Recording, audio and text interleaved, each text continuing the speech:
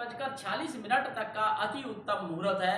इस मुहूर्त में पूजा पाठ करने से आपको काफी लाभ प्राप्त होगा। कहते समय पे की गई चीजें, मुहूर्त में की गई चीजें का फल एक अलग ही होता है, उसका महत्व अलग ही होता है।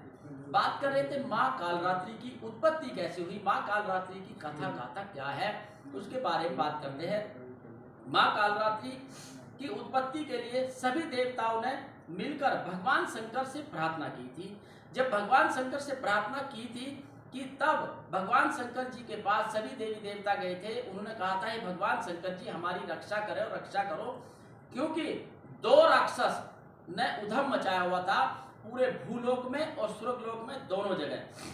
दोनों के दोनों राक्षस शुभ और निशुभ के नाम से थे और रक्त बीज भी थे। ये इनका दूसरा नाम रक्त बीज भी कहा जाता है।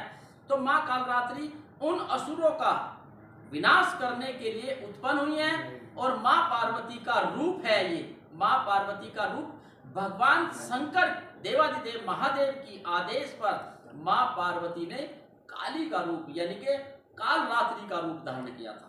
कालरात्रि का रूप यानी कि ऐसा रूप धारण किया था कि जिसमें माँ कालरात्रि ने अपने सभी शत्रुओं का विनाश करने के लिए जो शुभ निशम जो राक्षस थे उनका वध करा।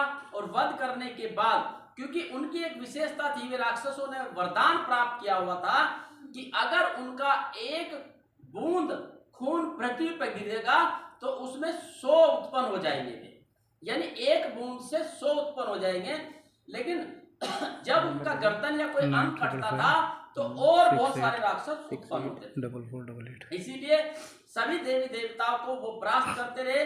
तो उस समय माँ पार्वती ने अपना रूप माँ कालरात्रि के रूप में लिया और एक ऐसा रूप लिया कि एक खप्पर लिया हाथ में और खड़क यानी तलवार ली हाथ में और गधे की सवारी पर बैठी और काल रूप में आकर के शुभ और निशंक का जो रक्त था वो भी पृथ्वी तक नहीं आने दिया। वो उस खप्पर में इकट्ठा करती रही और उनको काटती रही, सभी राक्षसों को काटकर उनका वध किया। और इस तरह से रक्त बीज का भी नाश हुआ है।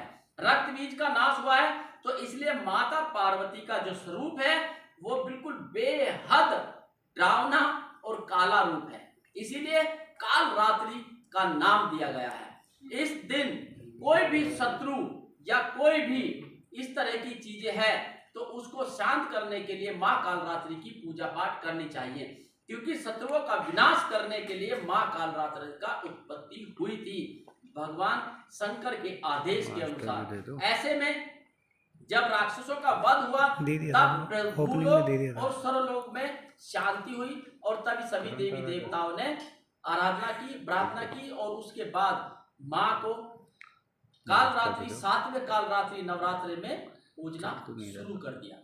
तभी से इनकी पूजा पाठ आराधना शुरू हुई है। 7वें दिन माँ कालरात्रि के नवरात्रि की पूजा होती है।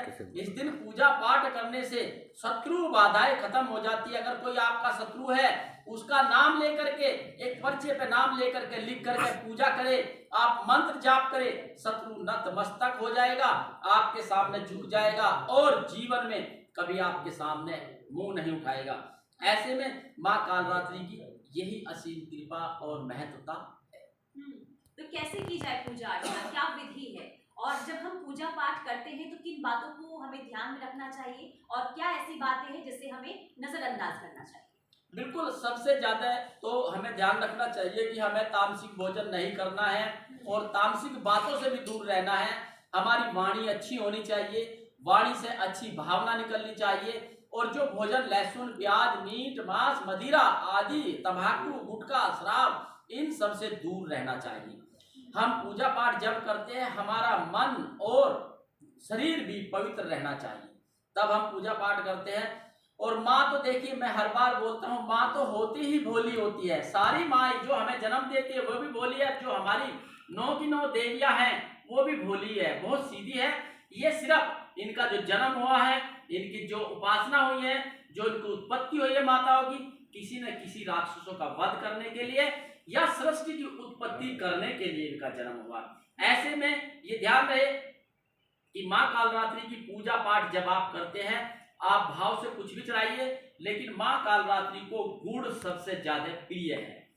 गुड़ का सेवन गुड़ प्रिय, गुड़ के वजह से माँ कालरात्रि अति प्रसन्न होती है और माँ कालरात्रि को पूजा पाठ अवश्य लाभ प्राप्त होगा। माँ कालरात्रि